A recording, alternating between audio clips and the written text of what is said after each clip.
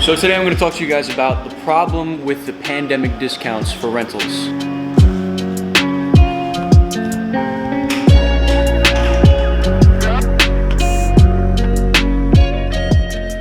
And boom, it's nighttime. How'd that happen? Right now, we're actually gonna be heading to an apartment where I'm gonna talk about the pandemic discounts and give you a little bit of a breakdown on why it might not actually be a good thing. So I'll see you when we get inside.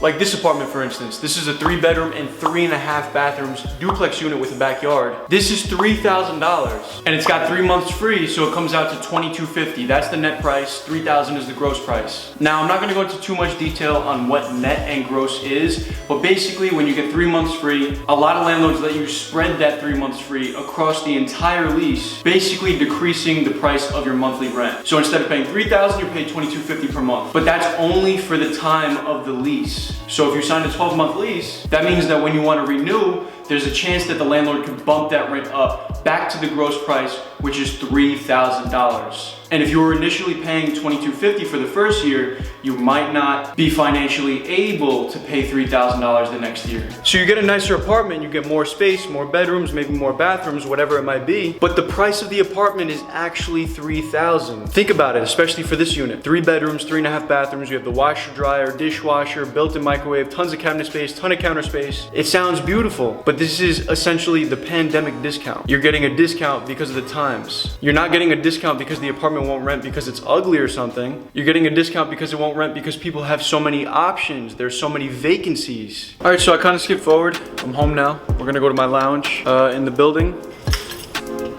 Ryan Little.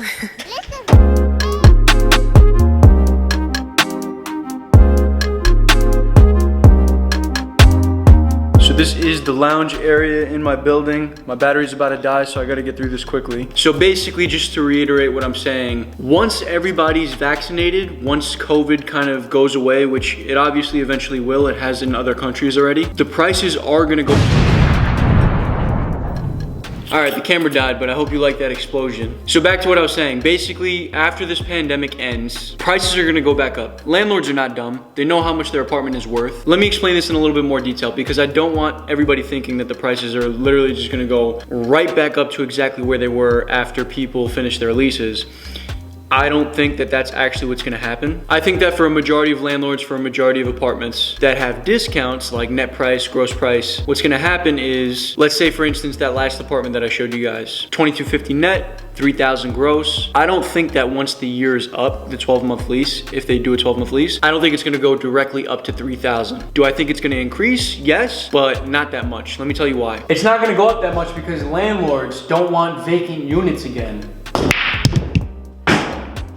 Bingo. They know that if they bring their prices back up to where it was, they're gonna have so many vacant units because people's mindsets on what the prices are like in New York City have completely shifted. And it's not gonna go right back to where it was. It's just not possible. It's gonna take time. Prices will go up, but it'll go up incrementally. So let's say for that apartment that I'm using as an example, instead of 3 months free on the next lease, maybe it would be 2.5 months free, which would put the rent at $23.75. So instead of it going up to $3,000, it would only go up $125. Or maybe they'll just increase it by, let's say, 70 or 50 bucks. For the apartments that are really nice or are deeply, deeply discounted, like 6 months free, 5 months free, instead of, let's say, 6 months free, maybe they would go down to 4 months free. Typically, these are gonna be for the newer development buildings, buildings that were just built and finished during the pandemic. And they really wanted to fill up their building so that they could show their banks some income. So they gave some crazy discounts. These will likely go to, let's say, 4 months free, for example. And although tenants might leave because of this, the landlords don't care because they're gonna try to increase the rent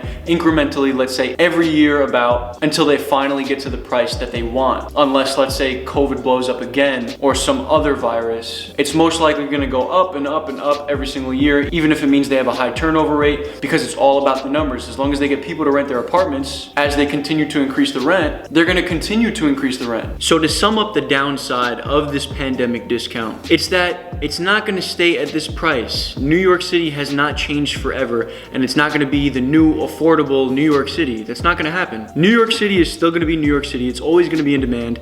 It's in tons of movies, tons of shows, Gossip Girl, The Avengers, Where Harry Met Sally, all the productions, all the hype, everything that's in New York City, including all the opportunities, that's still there. I know that there's not as many opportunities as there once was, but honestly, I think, in my personal opinion, that business is gonna go way back up and be even better than it was before in New York City. So for everyone that keeps asking me, everyone that's renting apartments with me or renting apartments in general, and you're asking questions on my YouTube or my TikTok, I'm renting an apartment that's deeply discounted. Is it gonna stay the same price? The answer is most likely no. Some apartments, if they were already cheap before the discount, super cheap, and maybe only dropped by, let's say, 50 bucks or something like that, maybe the price will stay the same. But for the 2 bedrooms that were 2,000 and are now 1,800, for the 3 bedrooms that were 2,400 and are now 2,150, for the 1-bedroom penthouses that were 5,000 and are somehow now 3,500, those are most likely gonna go up, and the apartments that were the most deeply discounted are the ones that are gonna shift the most in price after is gone. If you have any other questions that you want me to answer, definitely comment that down below. I'll definitely make a video on it. Right now I'm just making New York rental videos, so I'm trying to map out as much content as possible. There's only so much content I feel like I can make with this. So I definitely need your questions and your comments. If you like this video and you want to see more videos from me as a real estate agent, you want to see more apartments, you want more questions answered, like this video, be sure to subscribe, and I'll see you in the next video. Boom!